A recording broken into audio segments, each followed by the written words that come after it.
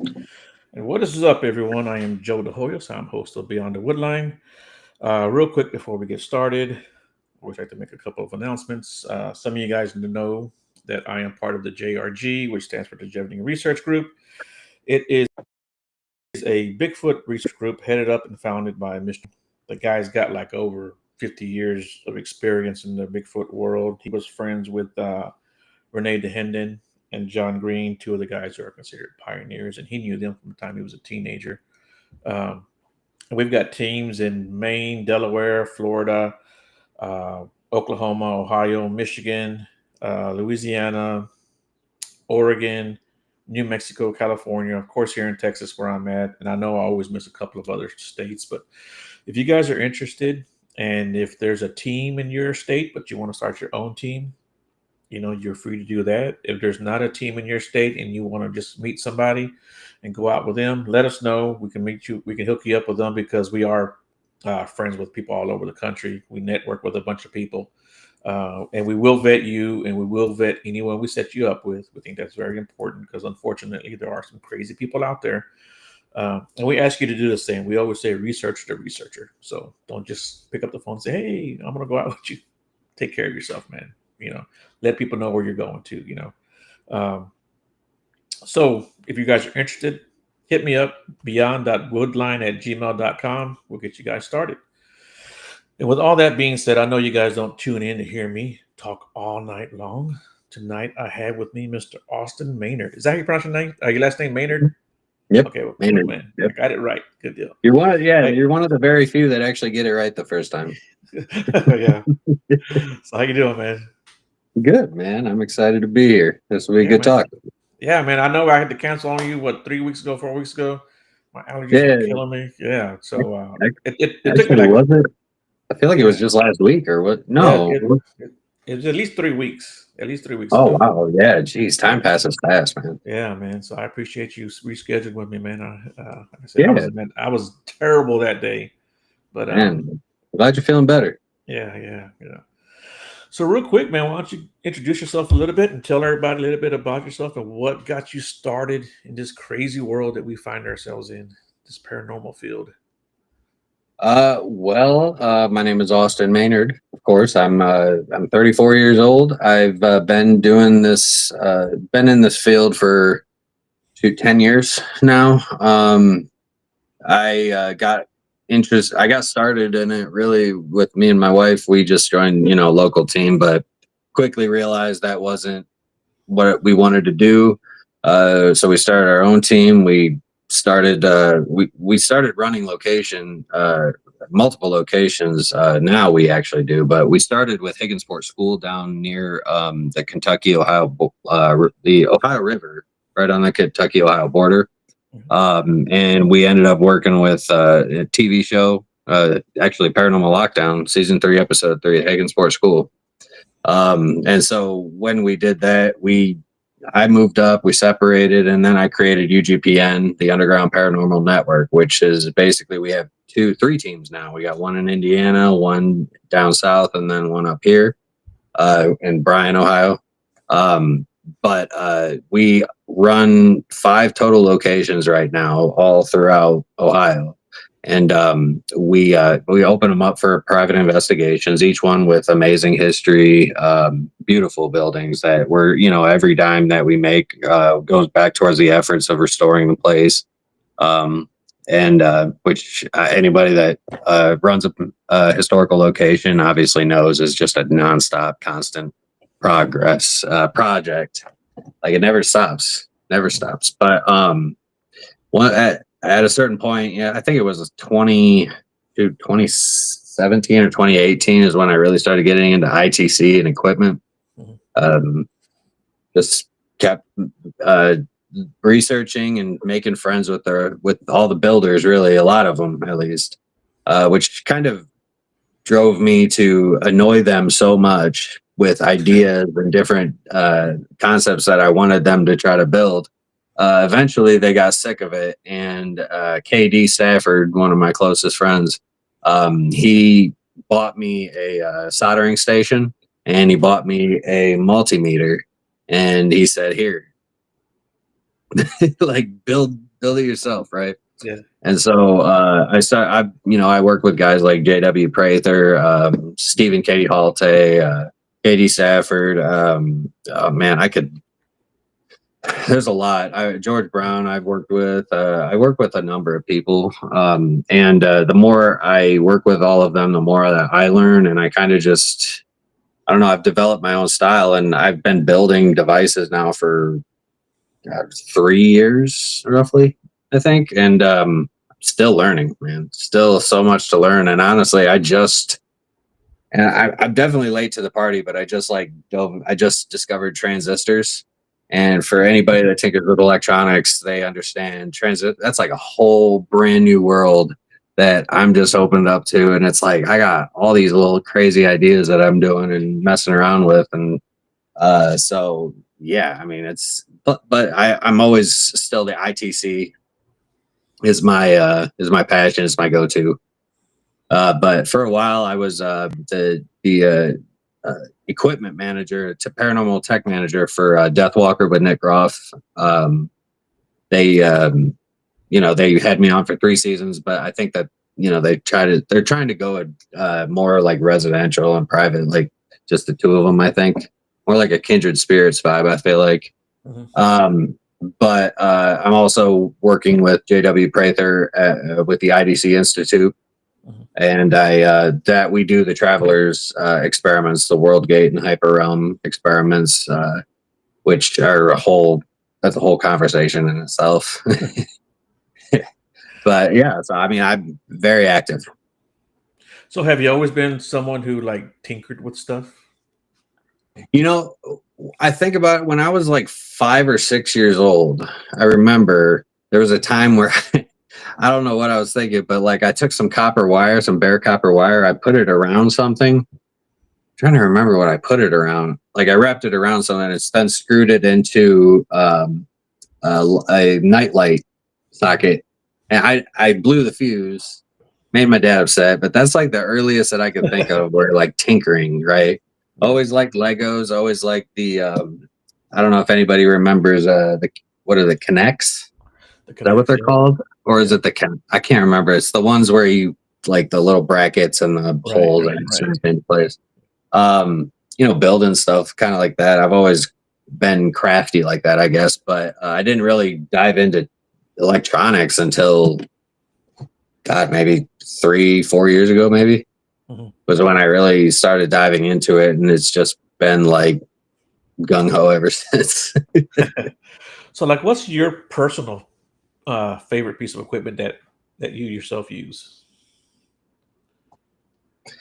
Probably the Direct Link, the IDC Direct Link FXM with the microphone on it. Okay, and what exactly is that?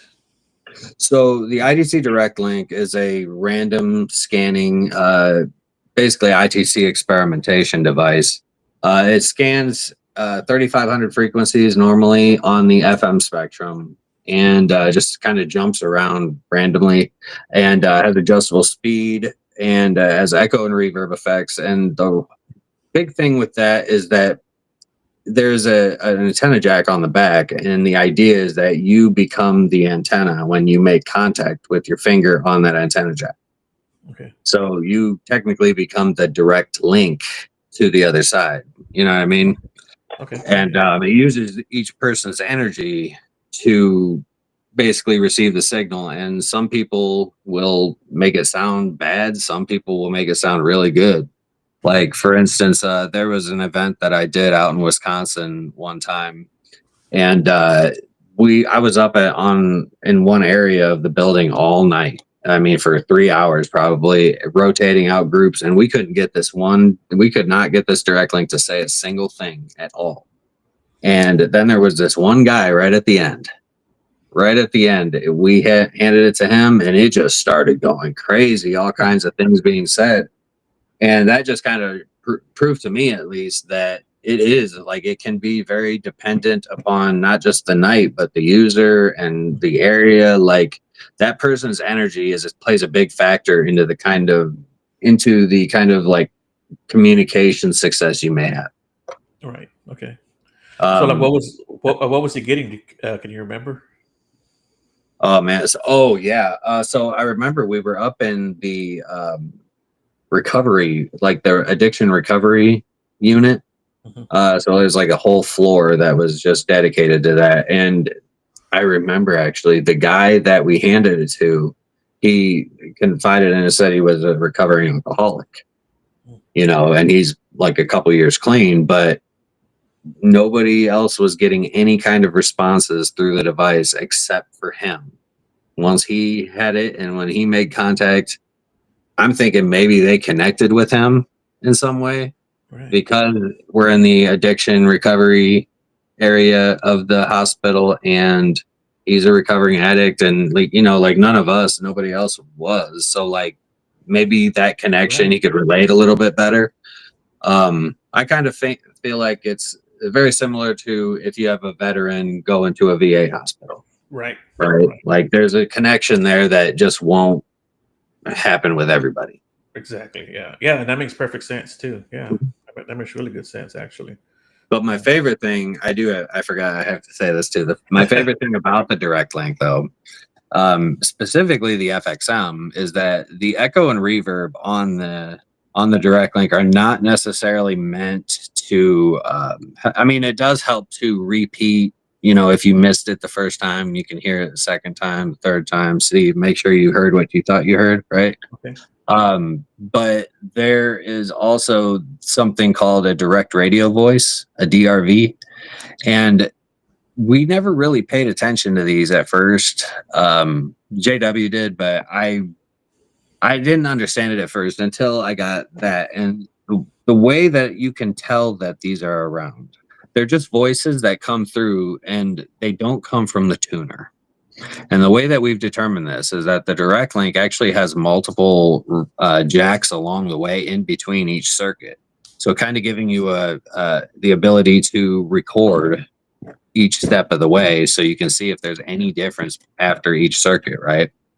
Mhm. And so there are sometimes we started hearing voices or words or phrases that would come out of the speaker that like everything that comes out of that speaker should have echo and reverb if it came from the tuner. That's the way electronics works. It doesn't jump circuits, right? So if we were getting we started getting voices that were not repeating. Like it was just a one solid sentence, whereas like the words or phrases beforehand or afterwards were all echoing. So why didn't this phrase echo? Right. And we have enough of these like happening, and we have we've done look through all the specs on the circuitry. We've gone through all the try to figure out, is there some flaw with the circuit, right?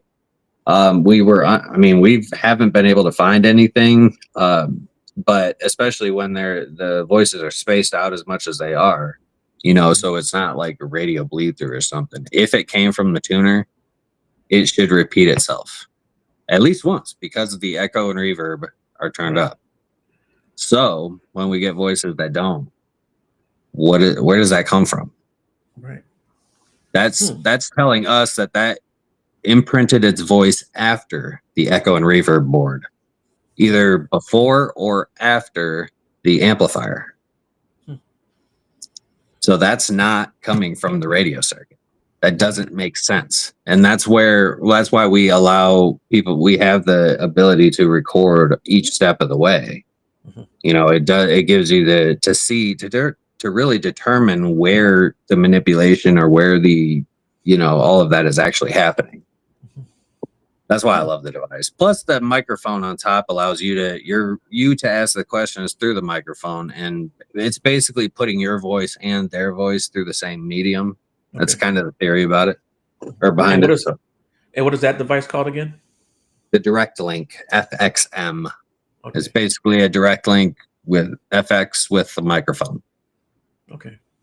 like And FX, it like echo and reverb. Yeah. okay. And you're building a lot of this equipment yourself, right? Yeah. Yeah. Okay. Yeah. Okay. Yeah. I don't Yeah, know. I I just partner with kind of have. JW. I partner with JW Prather IDC devices, and I'm more or less his production line at this point. Okay. Yeah. Yeah. I've never spoke with him, but I do know of him. Mhm. So yeah. So that's good. I just wanted to put that out there and let everybody know that you're not just buying this off of eBay and reselling it or whatever. Right. Yeah. No. Yeah, No. yeah, yeah. Because I've seen people do that shit. I'm telling you. Yeah. Yeah. I got Yeah. this soldering iron. If anybody doubts Yeah. it. Yeah. And for anybody else that doubts it, before we came on air, he was blowing his heat gun so super loud. So yeah. Yeah, he was working while Just we were a talking. device I built.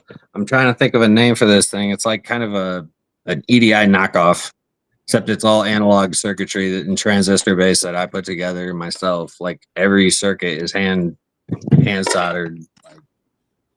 You know what I mean? So I don't know. I think there's something important that goes along with the that energy transfer. I feel like is very important. Mhm. And what kind of feedback have you gotten from people when they buy your products? Biased, I'm assuming. People that they buy the devices and they like. I get some feedback. The constructive feedback is really what I look for. Mhm. Because I do get a lot of people that just tell me how great they are and everything like that, and it's like but that's not necessarily what I'm really looking for. Yeah. I want to hear how I can make the devices better, how I can Right. like what are the flaws and what can I do to prevent them. And Yeah. so And luckily I have a lot of my customers are very understanding, and they know that I always, if something is wrong, something isn't right, send it back, I'll fix it. No charge. Like I'll fix it in a second, send it back. yeah, yeah, and that's a good thing too. Like, there's nothing wrong with some constructive criticism. And hey, you know what? This would be nice if it was a little bit more user friendly. It's a good feedback Oh for you. yeah. So that, yeah, No, I mean, it definitely, I appreciate because it just makes the devices better. It makes me better as a builder. It's something that I'm learning, that I did not know before. If there was an issue that I didn't recognize, then thank you for telling me so that I can correct it and not have that issue in the future. Right. yeah, yeah. Like Not that's have my 10 other thought people behind it, telling you the really. same thing. Yeah, yeah, yeah, Well, for right. sure. Yeah. That's when you have a problem, is when you have like 10 people saying, oh, this is happening. It's like, well, that shouldn't be Mhm. happening. So Yeah, well, it's not supposed to do that. Yeah. right, That's good. right. Yeah. And I So, actually what are take a some of lot of your? pride in my equipment though, because like, a lot of people, there are a number of builders out there, and I won't name names, but there are a number of builders out there that will just like throw it together and send it out. And then, when people have an issue, it's not the builder's problem anymore. No refunds, Right. no whatever. Right. I feel I can't do that, man. I feel guilty about it. Yeah. Like I feel like I did my customer wrong if they spent the money with me and I built them a device and it doesn't work the way that they want it to work or the way that I say it'll work, right? Right. Yeah. So Yeah. And I've been lucky in that regard too, that I've worked with people or bought stuff from people that say, hey, if it doesn't work, send it back. I'll fix it or I'll replace it or whatever. So, yeah, I think that's there's a just lot of good people out customer there. service. Yeah. Yeah, exactly. Yeah. I even had Mhm. a young lady, and she's on the description at the very bottom of the link for your show. Uh, her name's Steffi from Steffi's Creation. Oh, okay. She actually sent me all the components to build my own spirit box. So I have all the electronics. I got in a little plastic bag. Just got to put it together. Yeah, so that Oh was shit, pretty what cool. kind you got? Let me see. I want to see. Where's it Oh, at? you got it right there? Or no? No, I don't have it. Oh, okay. If you don't got it right there, never Well, mind. this is one of the ones that she bought or that she made. Oh, okay. She got a junior theremin. Yeah, and then she gave me the pyramid one too that she made. Oh, But okay. the little components, I don't know where they're at. They're on a shelf somewhere. Yeah, that looks like a junior theremin, kit, Mad Labs REM pod. Yeah, It's like and a REM pod kit. Yeah. then I got this one too. I forgot who made this one. Oh, that's pretty cool. Skull somebody, I forgot. But yeah, I mean they all work. They all work great, Mhm. and they've all told me the same thing. Hey, if it messes up, send it back or let them know. So I'm like, okay, cool. Yeah. Thank you. I've got no complaints so far. Yeah, that's Uh, what you want. That's what you want in a builder. You want to trust that, that you're actually going to get a product that works. And especially if you're going to spend, a decent amount of money, $200-300 in some cases with certain devices, man. Like you want to make sure that you're getting a device that's quality, that's not going to fall apart on you, that'll last you for a long time. That's my big thing. yes, sir. What's up, everyone in the chat? didn't get a chance to tell everybody hi, but hello to everyone watching and listening. So what's your latest device? Do you have anything that you're working on in particular, trying to create? Oh man, I'm always trying to create something. Like that's just every day. Every day. Well, I mean, right now, like I just said, I finished this thing. Mm-hmm. It's got dual temperature on this side and that side. It's got adjustable range, 5.8 gigahertz radar detector. Mm-hmm. You can see it's that green light that just popped up. Right. And you're looking for a name for it. Yeah. Yeah. Then this thing is a EMF. It's like a building EMF, but it's transistor based. So like it'll cancel, or like it drains out when it's touched, and then it'll start to calibrate and gather to the environment again. And so like the longer it sits, the more calibrated, the more sensitive it becomes. Okay. Oh, And nice. so, Yeah. like if I were to, I don't know if I don't have anything that's actually plugged in right now, but if I ran like a cable across it, it would light up all the way to red. I got, static right here. You can see that UV light actually. Oh, yeah. Okay. Well, this is the proximity, right? That's the blue light that's flashing right there. Mm-hmm. Okay. Then there's a static, but I may not be static-y enough. Oh, yeah, there it goes. Okay. It's right next to the red light. Nice. So, but it's got dual temperature, all that stuff, man. I don't know. I was just tinkering around with that. I had a guy that wanted an EDI, something like an EDI, but I was like, I'm not going to do that specifically. I'll make my own kind of variation of it. And so, yeah, this thing has like, I think it's got four or five different circuits in it. I think 4. Yeah. Okay. 1. Yeah. But it all runs off of just a 9-volt. And then the cool thing, it's in an old wireless router or like a modem thing. Okay, there you go. Shit, yeah. I thought it was cool. It's got those little lights on the inside. That it's actually just like a little acrylic crystals that bend in. So when I have an LED go on, it just like shines out the front. It's really cool. That's nice. That's pretty good. Yeah. Recycling. There you go. Saving the planet. That is one thing that I think I specialize at, man. Is like I'll repurpose different things and make them like I'm sure, have you seen the anomaly balls that I build? Ones that they're like a big hamster. It's a hamster ball. Oh, really? Is that what it is? I was looking at that. It's actually 2 hamster balls. There's 2. Okay. So there's a 5-inch and then a 7-inch. Okay. So actually I have one right here. Hold on. Yeah. When I saw it, I thought to myself, that looks like a damn hamster ball. But yeah. It's a hamster ball. It's actually 2 hamster balls. Okay. And so take off the top, got your battery and your switch, turn back on, and it rolls, man. And it's also like these are fun because like you got to get the weight distribution right, so it actually rolls. You know what I mean? Because if you got a 9-volt battery on one end, it's just gonna topple that way, and you want it to be able to freely roll, right? Right. Yeah, so I just have brackets inside holding that little one inside of the big one. That's pretty good. That's pretty fun. I like that. Yeah, I've done ventriloquist dummies. I've done, oh god, man, I've done some crazy things. TV. I love the TVs, like the old TVs, the UHF, VHF, the Sony Watchmans. Like I love working on those, man. I do all kinds of stuff. Okay. Like if you give me an idea, I will try to figure out how to do it. Like that's I enjoy the challenge. Okay. Do you mess with any kind of videos,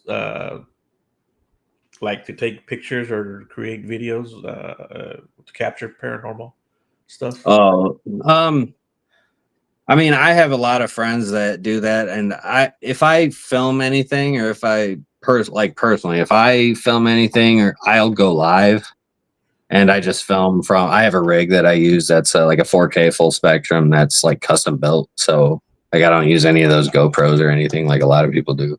And I don't have the money or the interest to buy a, multi-$1,000 camera because I feel like everybody's doing that. I'm not a content creator. I'm not a storyteller. I just do what I do. You know what I mean? So I give you my videos are just awful. If anybody watches any of my videos on Instagram, YouTube, Facebook, any of them, they're horrible. Very unenthusiastic. Very I'm just telling you what I built. But but like I mean like because I work with Nick Groff, like I work with Nick Groff, and everybody that I work with is like filming all the time. I feel like I'm on a filming set all the time. Yeah. So yeah, I don't film. I just do the tech stuff. There you go. Stay in you like to stay in your lane. There's nothing wrong with that too. Yeah. I know what I'm good at. I'm not trying to, Yeah, there you go. Yeah, well, Miss Sandra says this guy is amazing. Yeah, well, thank you. Yeah. Thank you. I appreciate that. You are too.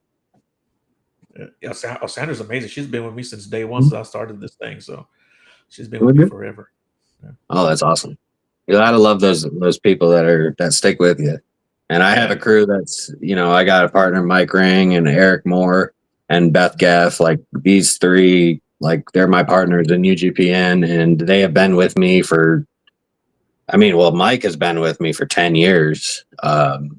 Eric probably 6 or 7. Beth probably 5. Like these are people that have like stuck around. So anytime anybody, like if you could find anybody that'll stick with you for that long, and trust in what you're doing, trust in the mission, right? Like that's amazing. Yeah, you want to take care of those people. Yeah, for sure. So so real quick, to let everybody know where they can find you and find your equipment if they're interested. Typically if you want any of my stuff, which I'm just going to tell you, I don't build like standard stuff. Like the hamster ball, the anomaly balls that I build, I'm actually considering just kind of blocking out, but usually you could just find all my stuff on Facebook or Instagram or Facebook, typically just my personal Facebook page, honestly. But like, if you were looking at anything like the IDC devices, the direct links, or any of the other equipment that JW's created, you can go to idcdevices.com. That has all of the equipment. A lot of really cool stuff. Yeah, I've seen his list. He's got a pretty good, impressive list there. Yeah. Oh yeah, the website has. We have a lot of different devices, and I know he posted a picture today, or was it today? Yeah, that showed like everything that we have in stock currently. But there's a lot more equipment that isn't built that we have, that we build upon order. So, definitely everybody should go check out that site. Yeah, for sure. So what do you yourself have coming up? You have any investigations that you're going on? Well, this weekend, actually, we are going to one of our locations, the Auglaize Village Museum in Defiance, Ohio. It's actually 28 total buildings, 30 acres of property. All like 18 of the buildings are 100 years old or more, and a lot of history. Every building is filled with just so much energy and items and all kinds of stuff. And it's set up like a pioneer village. It's really cool. There's a graveyard on site that actually has burials in it. So I'll be over there. We're doing our camp out. We have a team camp out, and we do an event every year. We're doing that this weekend. And then July 4th weekend, I'm heading up to Wisconsin. Gonna go hang out with my buddies Steve and Kayla Gregory up there. I'm gonna check out their location, which is the Haunted Trinity, or Trinity, the Jericho School, Convent, and church or something. I don't know if it's the church. I know there's 3 buildings that they have on site, but it's like a trinity of buildings. So I'll be doing that on the 4th of July weekend. I got bookings throughout July, and then August we're doing our Travelers Experiments back at Auglaize again, and we'll be filming those too. So That's what I got coming up. Cool. And do you have a favorite place that you've Like a favorite investigated? location? Yeah. Shoot, man, I've been to some crazy places. One of my favorite locations that I've ever done is a place called the Old Crow Distillery. It's down in Frankfort, Kentucky. It's on the it's like along the Bourbon Trail. So Old Crow, I think it's whiskey, right? Old Crow. Right. It's actually, so the guy that founded Jim, I think it's Dr. Crow. I don't know if it's not Jim Crow, it's Dr. Crow. Yeah, but so like he built this entire manufacturing facility, a brewing facility down in Kentucky. I mean, this thing 1832, and I mean, so many people died there.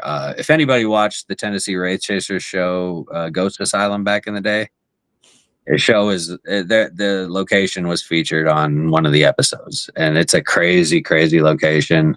It's more dangerous than it is anything. Like, there's mountain lions and bobcats that you can kind of see watching from a distance, and I think they live in the houses that are on the property too, that are like dilapidated and falling in. I think there's cubs, so they were a little protective when we tried to go in there. But I mean, outside of that, I mean, it is insanely active too. I mean, we were only there twice, and it was crazy both times.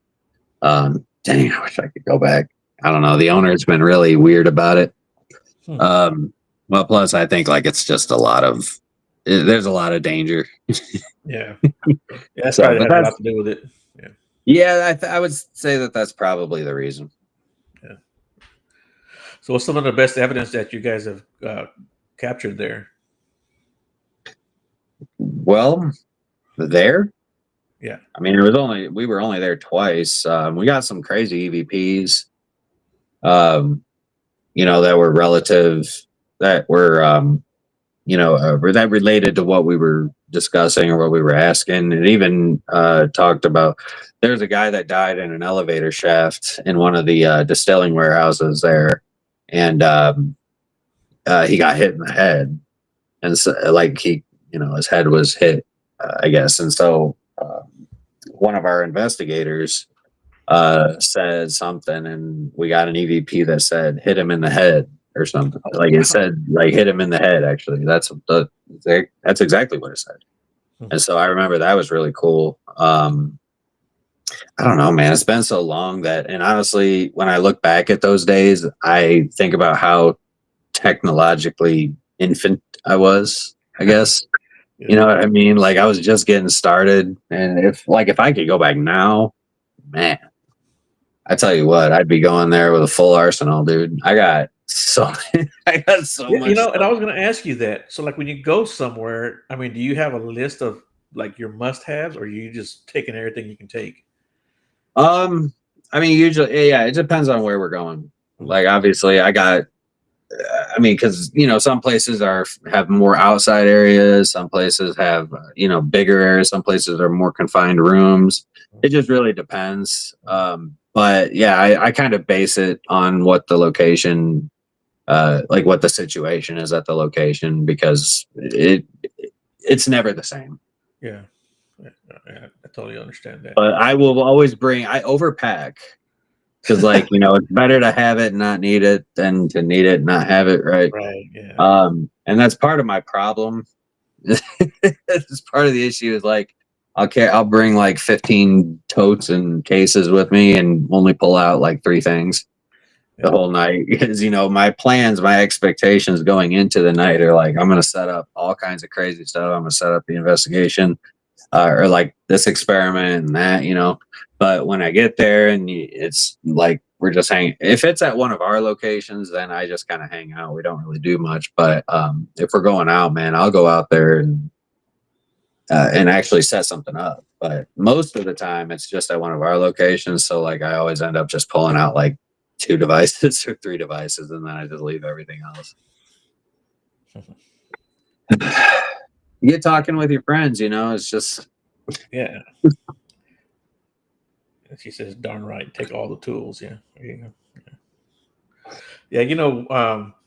So like I come from the Bigfoot world, of course, but I started to incorporate more of the paranormal stuff into that stuff because I think a lot more stuff happens in the woods that's actually paranormal than it is Bigfoot than what people think, especially when it comes to like hearing the footsteps or hearing the murmurs or hearing what's called, talking, right? Or even having stuff thrown at you. I think a lot of that stuff is actually a lot more paranormal than what people think, and they lump it in that box, or they try to put in that box of Bigfoot, right? And, Yeah. and the reason why I say that is because I've known several people who have gone out doing Bigfoot stuff, and they've wind up capturing stuff that they were like, this can't be Bigfoot. This is something else.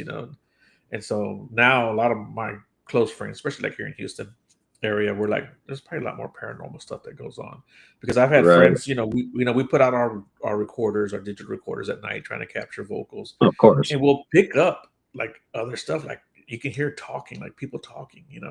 Mhm. Uh, I had a friend of mine, he was actually setting up a recorder and he heard someone in his ear go, psst, just like that. He was right in his ear.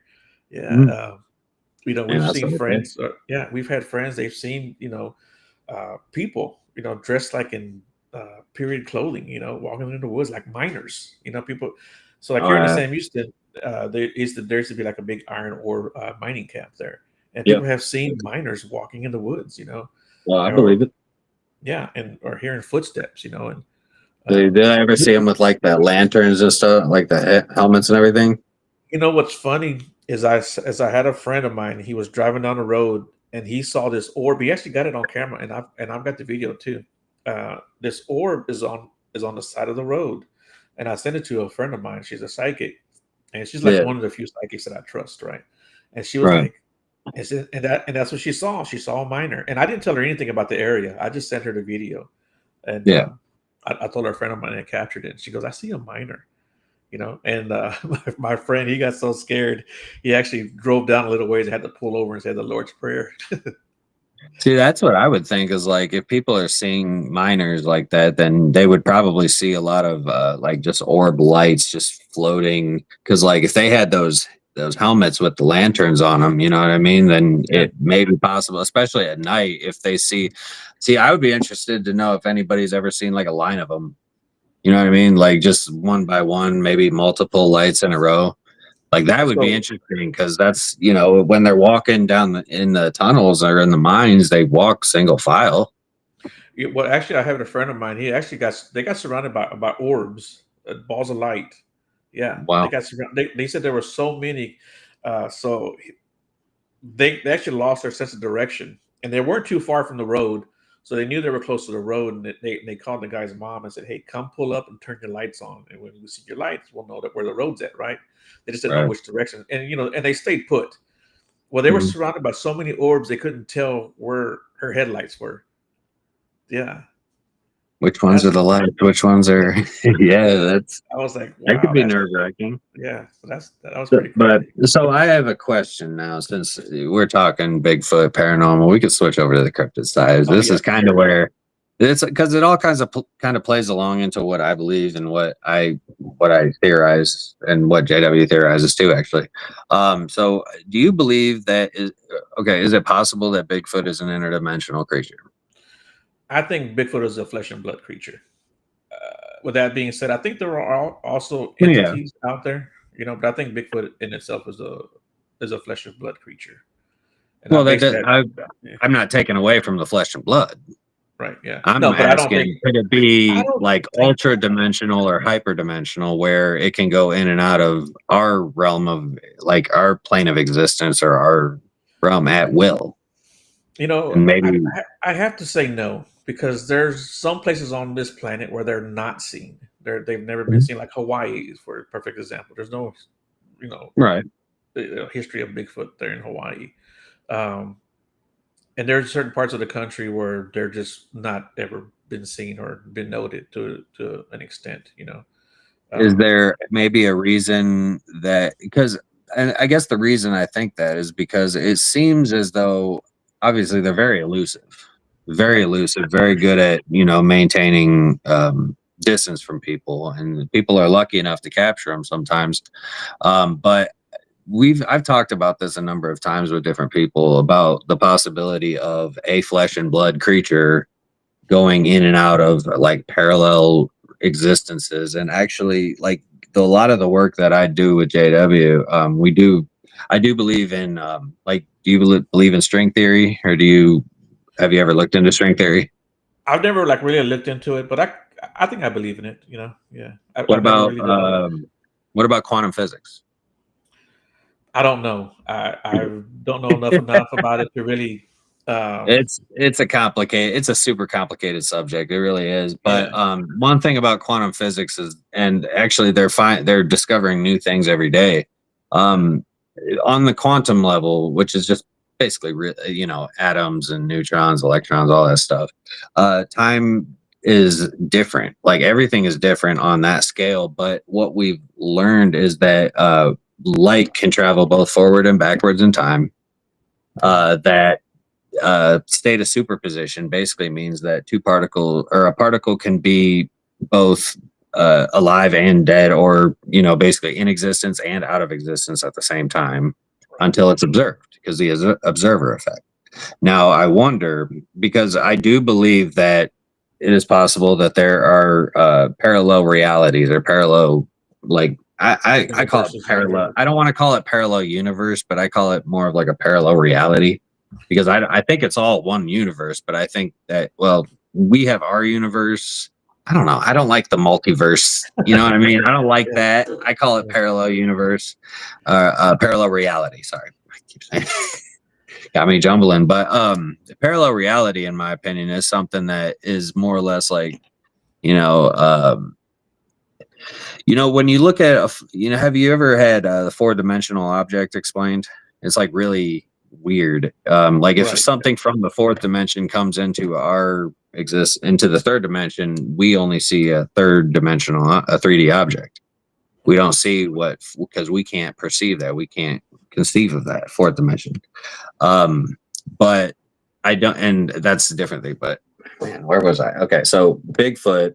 I think that there's possibly ways that creatures could have, like, there. Man, it is amazing the kind of abilities that certain animals have. And some people have theorized that it's possible that Bigfoot has a natural ability, like telepathic or kinetic ability, where they can travel in and out of this reality on at their whim, basically. And a very neuter or crappy analogy for that would be, if anybody watches Futurama, when Bender is able to the time code on his buddy, that code, he just repeats it and he can just go right through the portal. Like kind of like that, except not time travel, just like almost just a doorway between their existence and ours. And it's a stretch. It is Yeah. very much a stretch, but I wonder. Yeah. See, the whole thing with that too is, why stay in the forest? You know, why It's stay in the elusive, forest? and they can stay away from people because they may have seen what people do. Well, I'm sure every animal on this planet has seen what people do. We've seen Yeah, what people do, but yeah, but not every animal has the intellectual ability or the intellectual capacity. But I mean, I don't know. It's just a thought.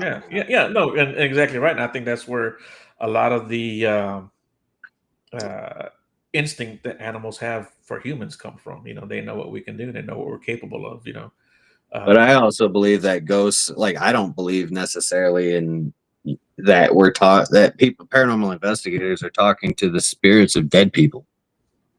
I yeah, don't, I don't necessarily believe that. I believe yeah. more I don't ultra believe that dimensions. all ghosts are ghosts. I think that some of that is, basically recordings. Yeah, right. And what do they call that? Residual hauntings. Yeah. There you go. And I think that some are probably, I don't know. I've heard it described as kind of like a time slip. Especially where Yeah. you know. Well, that's another possibility, especially with quantum physics. That's Right. another Yeah. possibility is, that you are hearing yourself in the future, or you're hearing yourself from the past, Mhm. or you're hearing somebody like you're hearing that moment happen, as because the past, present, and future are all happening simultaneously. And so, like, it's just a matter of perception. There's a lot of different theories behind that.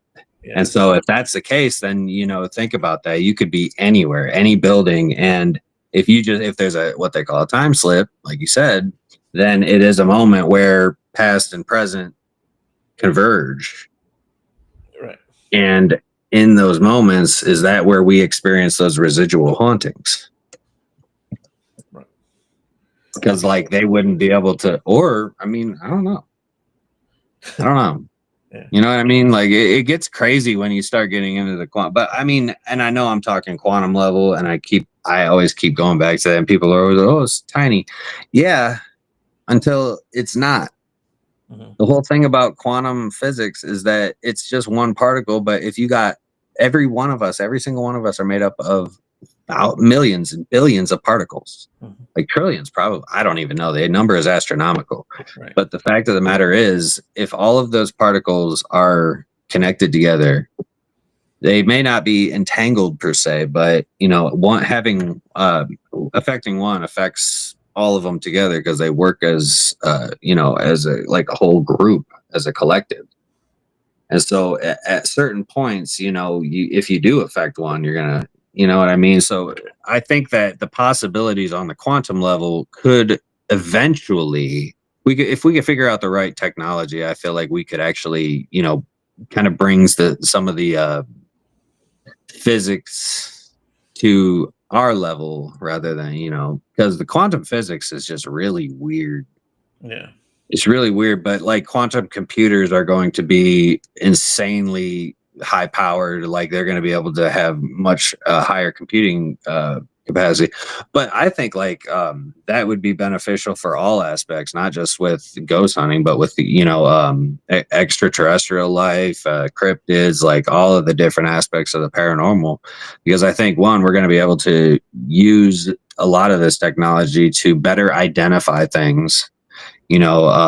And especially with AI, I think AI could be helpful, like with cryptids, especially because, you could start identifying certain calls and like it can learn, like, because, there are identifiable like calls, right? Like Yeah. Bigfoot have a specific voice or a sound, grunting, whatever. The vocals. But like, if you had the right technology, it could be able to differentiate, like separate, like what kind of animal that was. Was it an animal or was it something that's unknown? Like you'll be able to listen for it and tell, right? Yeah. And maybe even tell the distance away. Maybe tell, like some of that stuff. I think would be very. Yeah, and there's actually a lot of audio that people have recorded and they sent out and they've had them analyzed, and Yeah. and you can tell the vocal range of what animal Yeah. it couldn't be, and it will learn all of that stuff. Yeah, exactly. So like all of those recordings could be, it's almost like, AI learning in a way where all of the recordings from people all across that, like from all of your people all across the country. I mean, it sounds like you got people in almost every state. Yeah. I mean, if all of you guys were to like actually upload audio files that you guys And we have right. And so then that all goes into the AI model. And then eventually the AI will be able to distinguish, I mean, you just have to train it, but like, I feel like it'd be really cool and very beneficial. But like, if you had a quantum computer running the AI, dude, I can't even imagine like how quick and accurate and how, man, I mean, if there were going to be if cryptids were out there, we would find them like, I mean, I don't know how much easier it would be, like how much better the technology would be. Yeah, but I think sometimes, and I hate to go down this other rabbit hole, but I think the powers that be put the kibosh on that too. So for whatever reason, and see, that was another thing I was going to mention about the whole quantum physics thing, is that there are a lot of reports about these animals being shot and killed by the government, being tagged, kept so. If it was able to disappear like that, I don't know if you'd be able to shoot it and See, like that's another question now, because I've heard that too. Like, are you talking about where people will claim to shoot something? Like I've heard people say they shot it, like the chupacabra stories, where they shot one and then they go to get it, it's gone, they can't find any traces of blood or whatever. So there's a couple of reports out there. One of them involving the government in a helicopter chasing these creatures down and basically, putting them out of Okay. their misery, So if they were able to disappear, why would they allow that to happen? But they were running through a canyon and they got bottlenecked, and It may so not be that all creatures have that. and, I and would see that's what I assume was that. and that's what I was thinking too. I think there are different entities. I think there are Yeah. different entities, Well, and out there. that's kind of where I come, where like I come from, is that like, I don't think that all. I just think that there are specific things, like a lot of what we consider ghosts or phantoms or spirits, or possibly Bigfoot. A lot of these other cryptids that people like the rake, or some of these other like really crazy things that we just can't seem to find any real hard, like, definitive evidence of.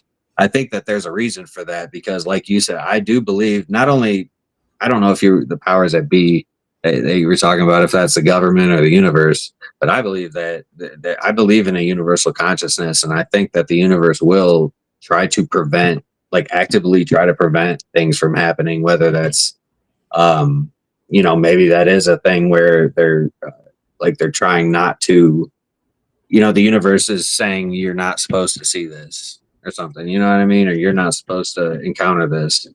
And so we've experienced it with the travelers experiments. Okay. And the reason I say that is that it happens every time we do this.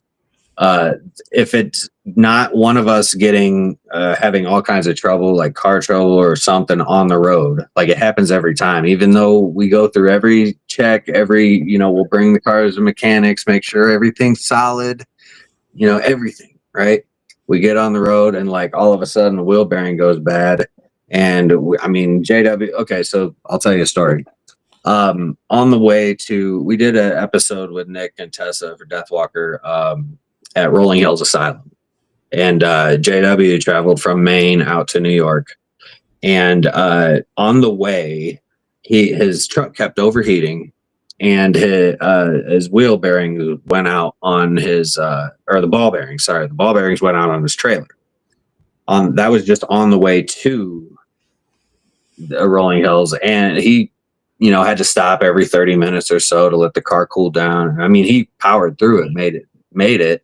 But and then on the way back, no issues at all on his car. So the next time, at one point, I think JW was out traveling down, and I mean, that trailer, he hooks it up a million times. Everything has been the same. He actually lost the trailer on the highway. Like the trailer came off of the hitch all of a sudden.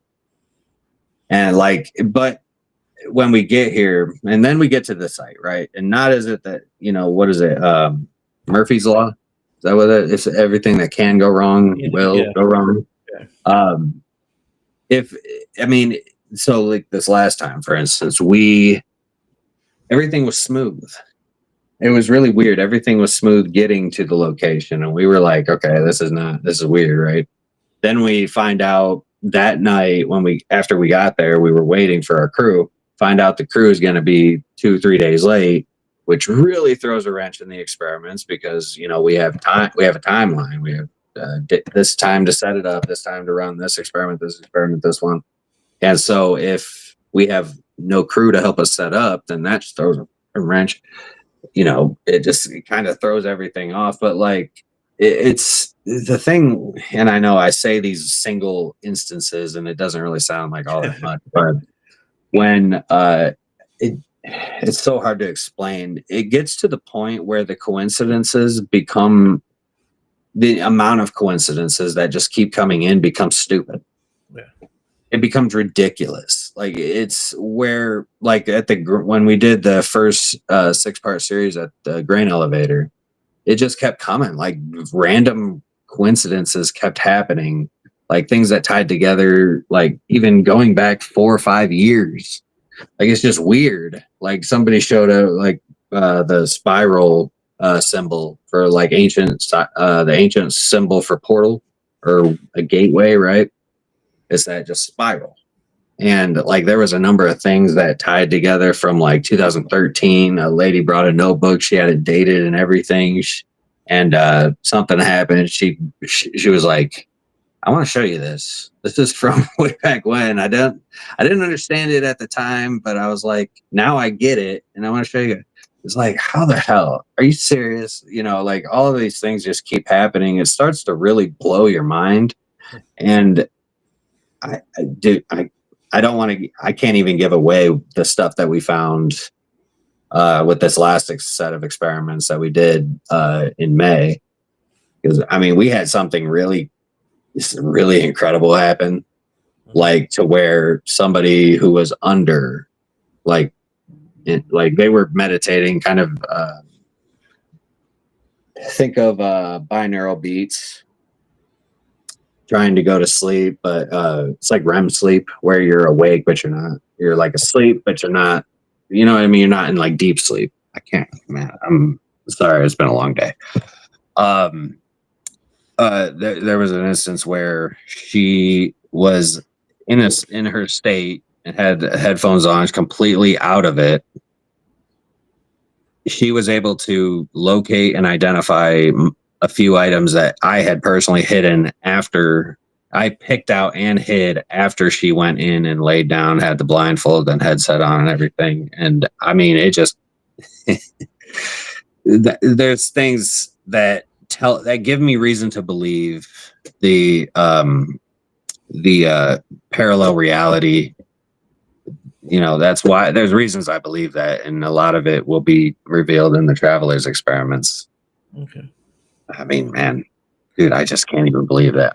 I think about it now, and I'm just like, holy crap! How the hell did we?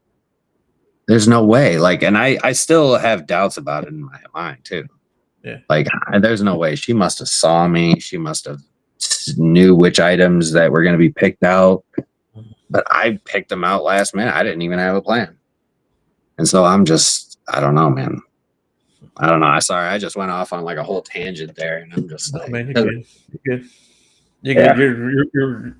This is why one of the reasons why I like to have you as a guest, man, because like we talked about this in the beginning before we came on the air. We could go down different rabbit holes and just different tangents, different branches. Oh yeah, so dude. Yeah. Oh yeah, travelers. That whole thing, the IDC Institute Travelers Experiments, that's gonna require its own like interview of itself, because like there's so much that is involved in that, so many different aspects, so many different pieces, and I mean, it's some stuff that's like astral projection that's like artificially induced. Okay. Well, whenever you guys are ready, let me know. We'll talk about all that stuff, and we'll have you guys on, the whole team, and we'll do a special episode. And, oh yeah, for sure. I'll have to talk to JW about that and see if he can get on. He's an early bird, or like he's early to bed, early to rise. He wakes up at like 3 o'clock in the morning. One of those guys. Maybe we'll do it on the weekend or something. So we'll figure that's a better idea. Yeah. So cool. So we're coming up at the end of the show, man. Hour went by super quick. Once again, give everyone your contact information if they're interested in your products or interested in you. They want to be able to check you out, see what you're doing, and go ahead, man. Yeah, man. You can check me out on Facebook, Austin Maynard, and then also I have the Underground Paranormal Network, which is also on Facebook and Instagram. It's Instagram.com/the_UGPN. And then, idcdevices.com, idcinstitute.net is another one. That's where you can find any information about the travelers experiments if you wanted more information on what the hell I was talking about. And all my devices are really just on my personal page. I don't really have a formal business, I guess. It's just kind of like my passion, I guess. I don't know. I probably should, right? Yeah, for sure, man. I think you do well for yourself if you promoted yourself a little bit more. But that's up to you, right? But and everyone in the chat, man, thanks a lot. You guys did great today. I was having trouble keeping up with you and trying to listen to Austin at the same time. So thanks a lot for participating. I always appreciate you guys. Austin, thanks a lot, man. You're a great guest. Like I said, I'd love to have you back on again, whether it's with the team or just by yourself, man. I'd love to talk to you again. Yeah, for sure, man. We'll figure it out. Yeah. Hold on, don't go anywhere, Austin. Everyone else, I will see you next Monday. Don't ask me who I have on. I don't ever know who I have on. So for you guys, once again in the chat, thanks a lot, man. I do appreciate it. And I will see you next Monday.